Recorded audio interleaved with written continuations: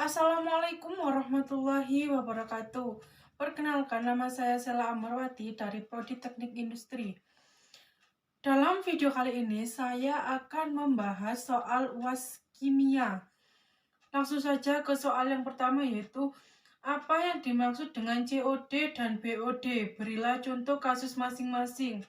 Nah, sekarang kita di sini ada COD.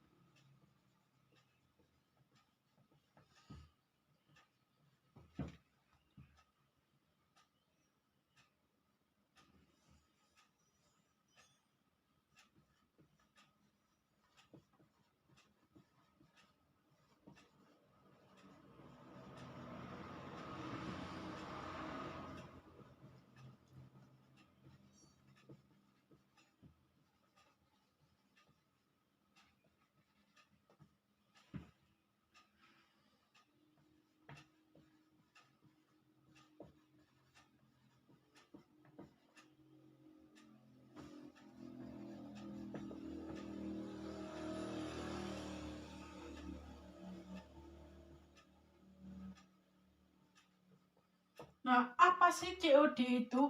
COD atau chemical oxygen demand adalah kebutuhan oksigen kimia untuk mengurai bahan organik yang terkandung dalam air. Contohnya, yaitu air dengan nilai 1 mg per liter memiliki kualitas sangat tercemar.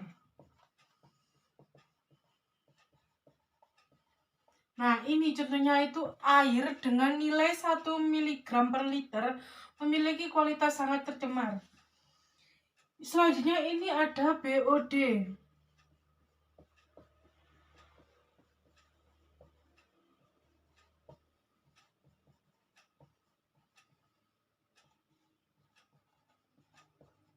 BOD atau Biochemical Oxygen Demand, yaitu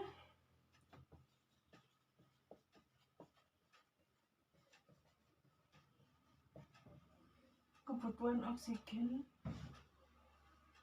yang terlarut.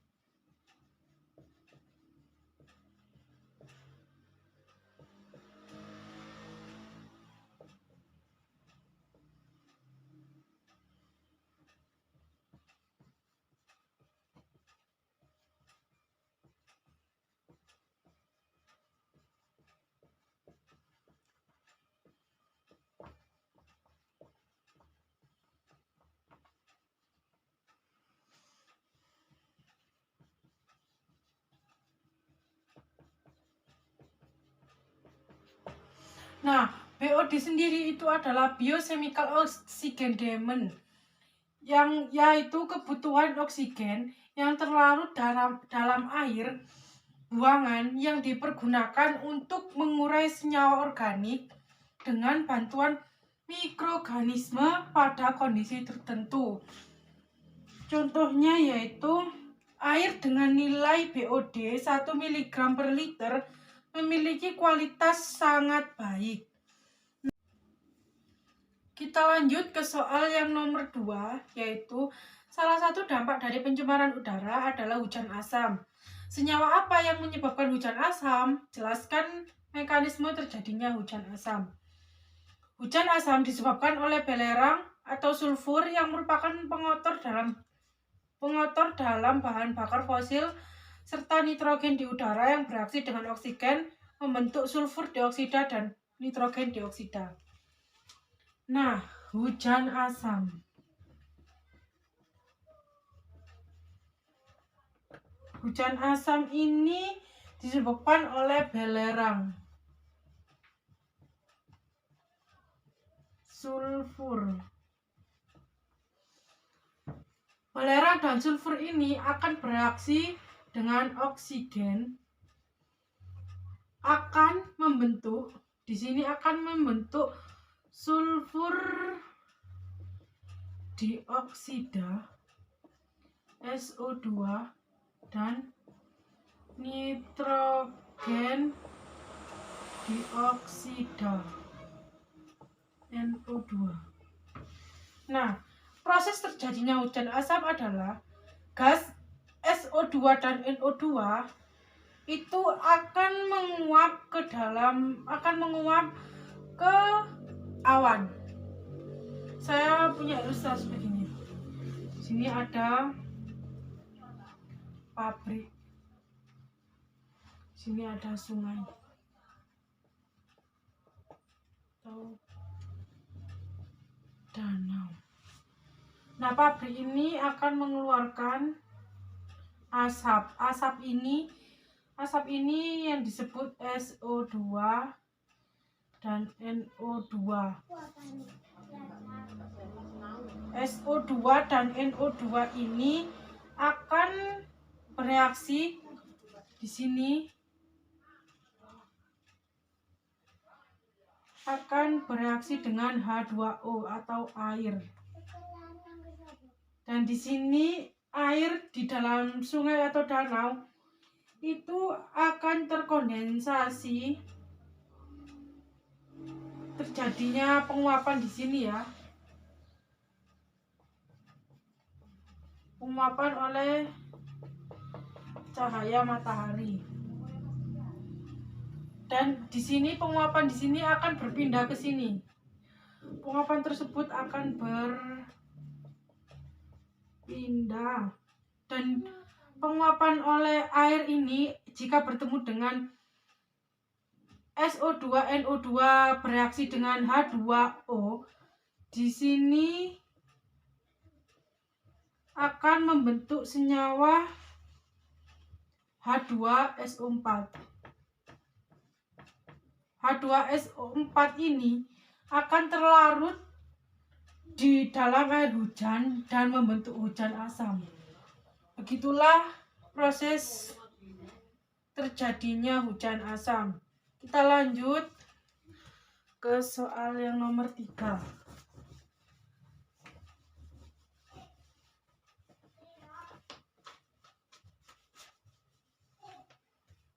Jelaskan parameter kimia apa saja yang dapat digunakan untuk mengukur nilai ambang batas dari masing-masing parameter tersebut menurut peraturan daerah atau standar nasional.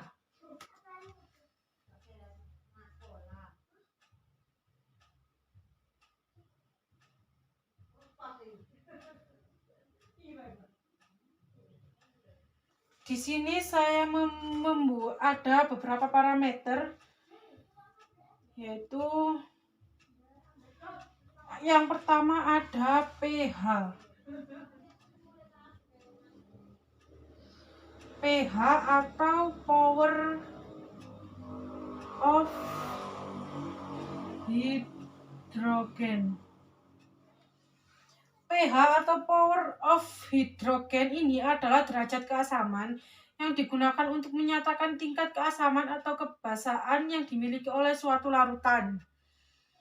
Ambang batas dari pH tersebut ialah 6-9.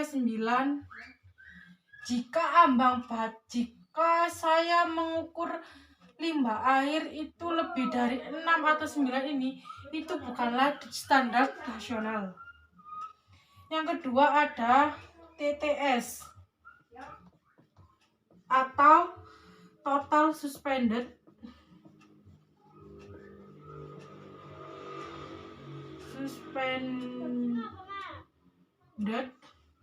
solid. Total suspended solid ini adalah semua zat padat atau partikel yang tersuspensi dalam air berupa komponen biotik ataupun komponen abiotik. Nilai ambang batas dari TTS ini adalah 50 mg per liter. Yang kedua ada konsentrasi BOD.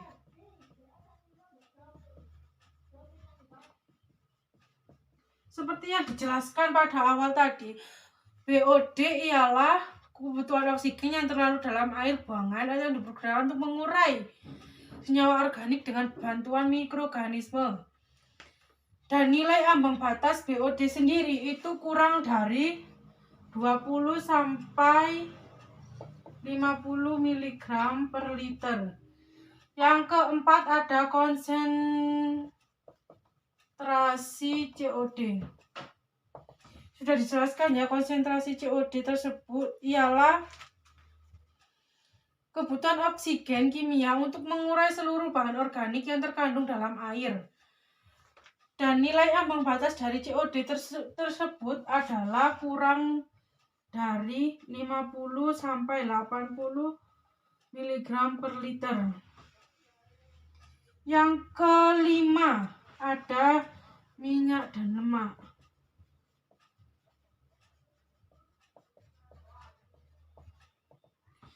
Minyak dan lemak adalah bahan yang dapat terekstrak oleh enheksana, meliputi hidrokarbon, minyak nabati, dan minyak hewan. Nilai ambang batas dari minyak dan lemak tersebut adalah kurang dari 20 sampai 50 mg per liter. Yang terakhir ada amoniak.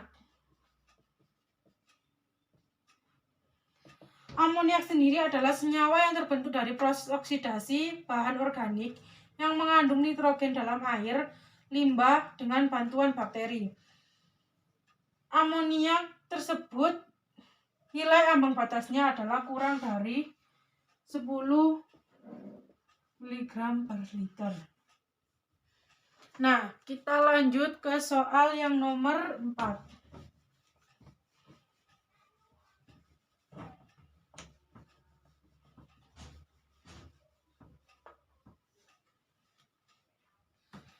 Soal yang nomor 4 itu adalah jelaskan tahap-tahap pengolahan limbah cair hingga limbah tersebut dapat dilepas ke lingkungan. Nah, untuk mengatasi pengolahan limbah cair itu ada 3 tahapan.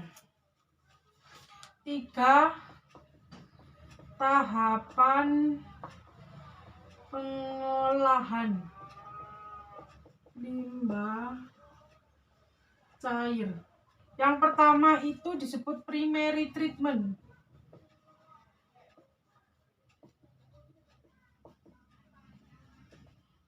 atau pengolahan pertama.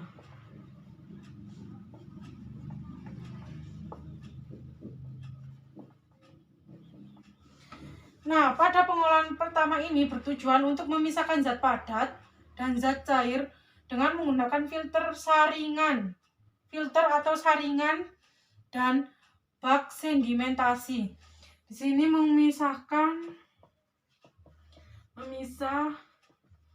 zat padat dan cair menggunakan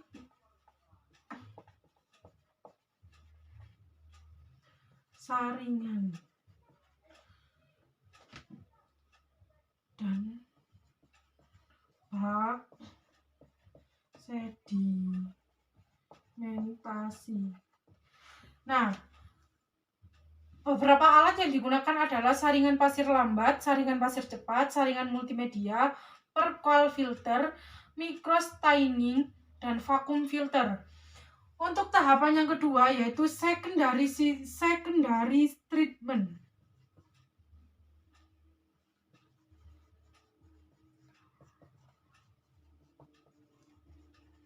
atau pengolahan kedua. Pengolahan kedua ini bertujuan untuk mengkoagulasikan atau menghilangkan koloid dan menstabilkan zat organik dalam limbah. Pengolahan rumah tangga bertujuan untuk mengurai kandungan bahan organik, nutrisi nitrogen, dan fosfor. Penguraian bahan organik ini dilakukan oleh makhluk hidup secara aerobik menggunakan oksigen dan anaerobik tanpa oksigen. Di sini itu menghilangkan koloid.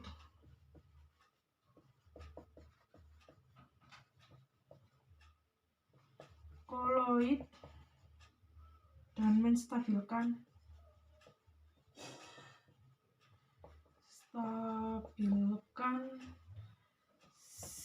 zat organik, yaitu dengan dua cara, yaitu aerobik dengan oksigen dan atau anaerobik tanpa oksigen. Nah, di sini yang kedua itu menghilangkan koloid dan menstabilkan zat organik dengan dua cara, yaitu aerobik atau anaerobik. Untuk tahapan yang ketiga yaitu tertiary treatment atau pengolahan ketiga.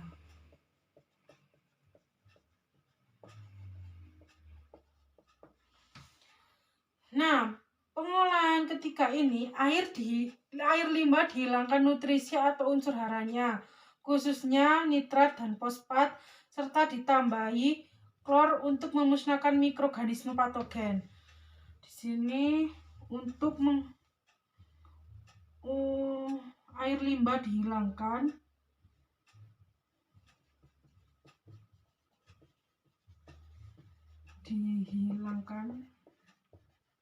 nutrisi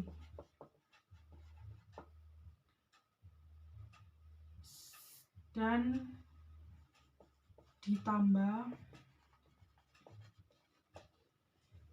klor untuk memusnahkan mikroorganisme .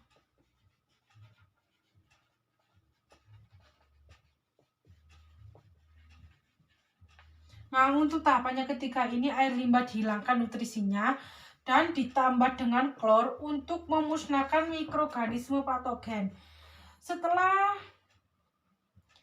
tahapan ketiga tersebut, pengolahan air limbah tersebut, itu air limbahnya itu bisa dilepas ke lingkungan ataupun sungai-sungai ya.